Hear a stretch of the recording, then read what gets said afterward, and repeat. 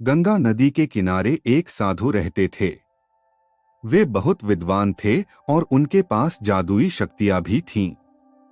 एक दिन वे ध्यान में मग्न थे, तभी बांस की चोंच से एक चूहिया छूटकर उनके पास आ गिरी।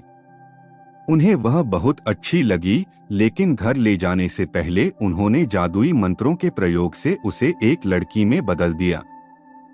वे उस लड़की को घर ले जाकर पत्नी से बोले, तुम हमेशा से संतान चाहती थी न, तो लो आज से यही हमारी पुत्री है, इसे पूरी देखभाल व स्नेह से पालो। साधु की पत्नी भी अपनी पुत्री को देख प्रसन्न हो उठी।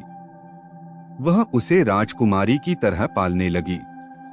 साल बीतते गए, नन्ही लड़की एक सुंदर युवती बन गई। जब वह 18 वर्ष की हुई तो साधु और उसकी पत्नी उसके लिए वर तलाशने लगे। साधु ने कहा, मेरी बिटिया का विवाह ऐसे व्यक्ति से होना चाहिए जो सबसे बड़ा हो, मेरे हिसाब से सूर्य ठीक रहेगा। उन्होंने जादुई मंत्रों के प्रयोग से सूर्य को नीचे बुला लिया।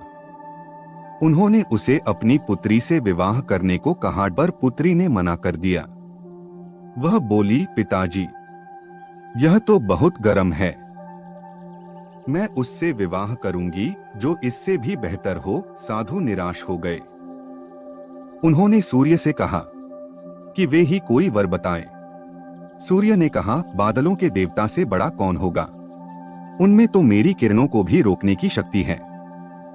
साधु ने बादलों को नीचे बुलाया और अपनी पुत्री से विवाह करने को कहा, पर इस बार फिर पुत्री ने मना कर दिया। वो बोली, ये तो कितना बदसूरत है, मैं इससे विवाह नहीं कर सकती। साधु ने बादल देवता से कहा कि वही कोई अच्छा वर बता दे। वे बोले, पवन देवता ठीक रहेंगे, वे तो मुझे भी अपने फूंक से उड़ा देते हैं। साधु ने पवन देवता को बुलाकर अपनी पुत्री से विवाह करने को कहा। पुत्री ने फिर इनकार कर दिया और बोली, मैं इससे शादी नहीं करूंगी, ये तो कहीं टिकते नहीं, हमेशा यहाँ वहाँ भागते रहते हैं। साधु ने पवन देव से पूछा, क्या मेरी पुत्री के लिए ऐसा वर हो सकता है जो आपसे भी बेहतर हो? पवन देव ने कहा कि पर्वत देव मजबूत व ऊंचे हैं, वे मेरा भी रास्ता रोक देते हैं। साधु ने पर्वत देवता से कहा कि वह उसकी पुत्री से विवाह कर लें।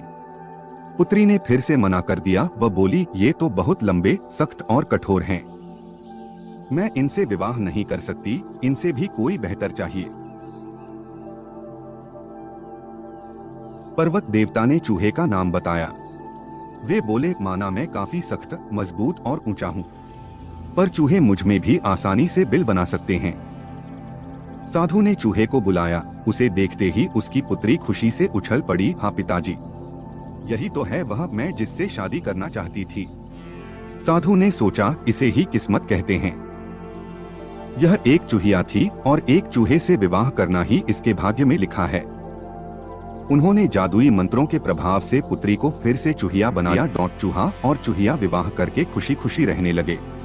कोई भी अपने मूल स्वभाव को नहीं बदल सकता। दोस्तों, कहानी अच्छी लगी हो तो प्लीज लाइक और सब्सक्राइब करें।